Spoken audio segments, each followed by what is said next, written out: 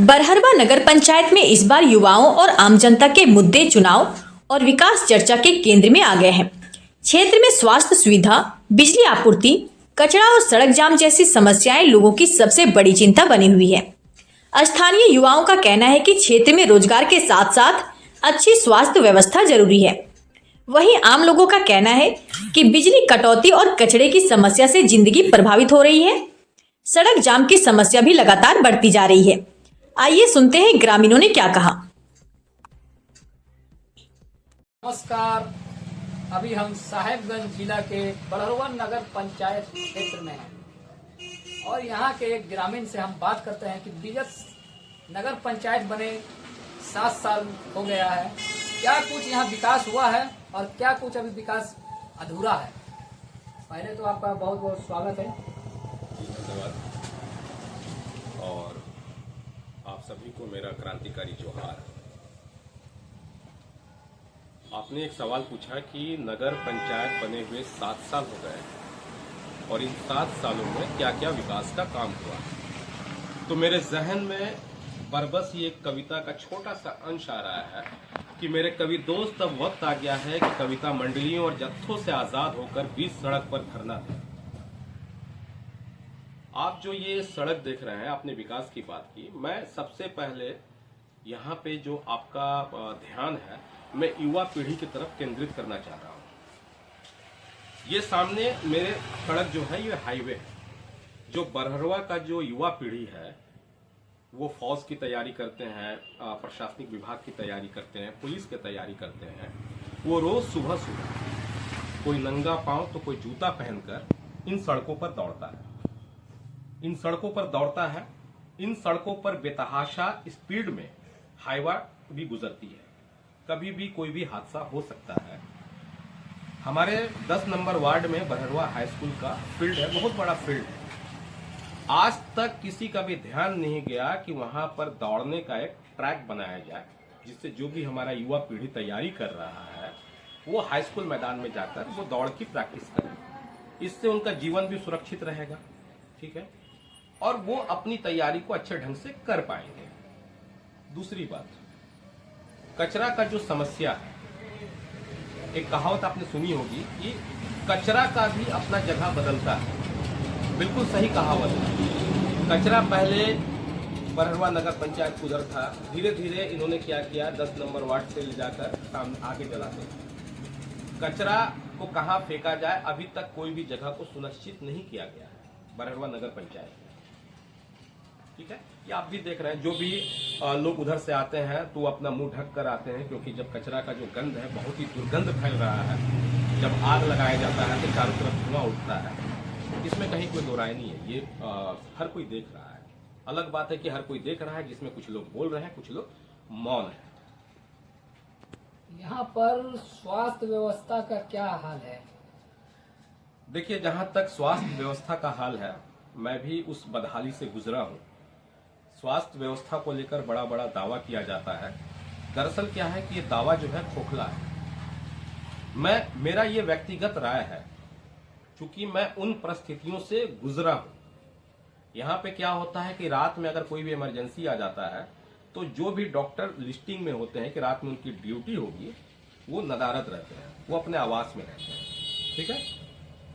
जब आप वहां जाते हैं तो डॉक्टर साहब फोन कर नर्स से पूछते हैं कि पेशेंट जो है वो प्रॉपर बरहरवा का है या किसी सुदूर गांव से आया है। तो आप इस बात से अंदाजा लगा सकते हैं कि बरहरवा स्वास्थ्य व्यवस्था की क्या स्थिति है, क्योंकि कागज में सिर्फ विकास दिख रहा है या बरहरवा स्वास्थ्य व्यवस्था का विकास दिख रहा है, जमीनी हकीकत कुछ और है। बरहरवा में आए दिन जाम लगता है, इस पे आप क्या कुछ कहेंगे? देखिए, बरहरवा में जाम लगने का कारण सिर्फ एक कारण नहीं है। एक तो रोजगार का सृजन नहीं हो रहा है। जो पढ़े लिखे युवा हैं, या तो वो पलायन कर गए हैं, या तो वो लड़के उन्होंने ई रिक्शा निकाला। अब जाहिर सी बात है कि ई रिक्शा का कहीं भी आप देखिएगा पूरे शहर में कोई स्टैंड नहीं है। एक स्टैंड होता है, हर किसी का ऑटो स्टैंड होता है, बस स्टैंड होता है, ई रिक्शा का भी स्टैंड होना चाहिए। तो ई रिक्शा का कहीं कोई स्टैंड नहीं है, तो वो क्या करते हैं, सड़क के किनारे लगाते हैं। जाहिर सी बात है, उनको भी अपना पेट पालना है, वो भी रोजगार के लिए सड़कों पर उतरे हुए हैं। रोजगार का सृजन तो आपको खुद करना होगा। आप पढ़ लिख लिए हैं, आपके पास काम नहीं है, तो क्या करेंगे, घर तो चलाना है ना। तो उन्होंने भाई लोन पर, किस्त पर, जैसे भी हो, उन्होंने ई रिक्शा निकाला और वो सड़कों पर दौड़ाने लगे। तो उनको भी अपने पैसेंजर का इंतजार होता है। जाहिर सी बात है, कभी कभी वो घंटों इंतजार करते हैं, उनको पैसेंजर नहीं मिलता है। तो ये भी एक कारण है कि जो सड़क के किनारे, जो कई जगह पे आप देखिएगा कि नाली के ऊपर दुकान लगा के रखा गया है, ठीक है। जो फुटकर दुकानदार है वो नाली के ऊपर अपना रेहड़ी लगा कर रखे हुए हैं, क्योंकि हर किसी को अपना घर देखना है। पेट की आग जो होती है ना, बहुत बड़ी आग होती है, उसको भी तो बुझाना है ना। तो इसमें हमारे जो भी जनता के प्रतिनिधि हैं या जो भी हैं, उनको ये सोचना चाहिए कि ई रिक्शा का एक स्टैंड बने, या जो फुटकर दुकानदार हो, ठीक है, उनको एक ऐसी जगह दी जाए जिसकी वजह से जाम ना लगे। से महज 1 किलोमीटर की दूरी पे है। यहाँ पर अंचल का क्या हाल है? देखिए, जहां तक अंचल का सवाल है, बरहरुआ ब्लॉक की ये स्थिति है कि जो लोग कहते हैं कि मोटेशन, ठीक है, रसीद कटवाना, ऐसी बहुत सारी समस्या है।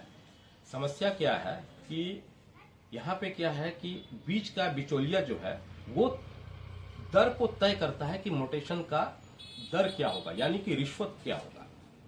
एक आदमी का चप्पल घिस जाता है। मेरा खुद का एक मोटेशन है 2022-23 का, अभी तक नहीं हुआ है, जबकि मेरा सारा पेपर जो है वो वैध है, इसके बावजूद नहीं हुआ।